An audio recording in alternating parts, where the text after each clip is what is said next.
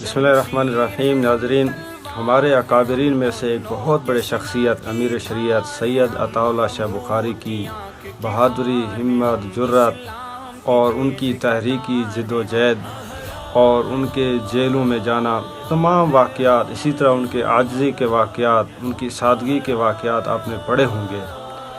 آج میں آپ لوگوں کے سامنے ان کی غیرت اور حمیت کا ایک واقعہ سناتا ہوں۔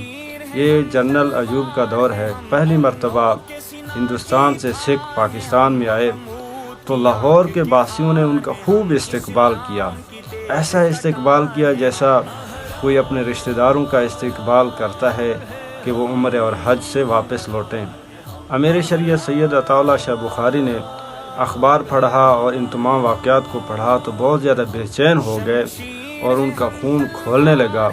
واقعات میں لکھا ہے کہ امیر شریعت سید عطا اللہ شاہ بخاری اس دن عصر کی نماز تک بیٹھک میں بیٹھے رہے، گھر تشریف نہیں لے گئے۔ اس کے بعد جب گھر تشریف لے گئے تب بھی وہاں پہ بیٹھے نہیں بلکہ صحن میں ٹہل رہے تھے۔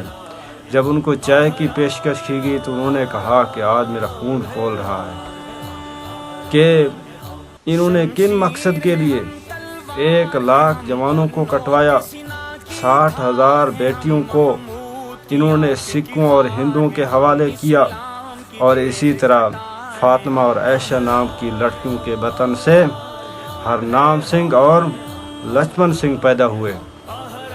آج میری صحت ٹھیک نہیں ہے، کاش میری صحت ٹھیک ہوتی تو میں لاہور میں تقریر کرتا اور ان کو میں بتاتا کہ آج تم نے کن دامادوں کو بلایا ہے۔ یہی غیرت اور حمیت سید عطا اللہ شاہ بخاری کی شخصیت میں موجود تھی، جس کی وجہ سے آج بھی ان کی محبت، ان کی بہادری، ان کے دلیری اور ان کا نام ہمارے دلوں میں زندہ ہے۔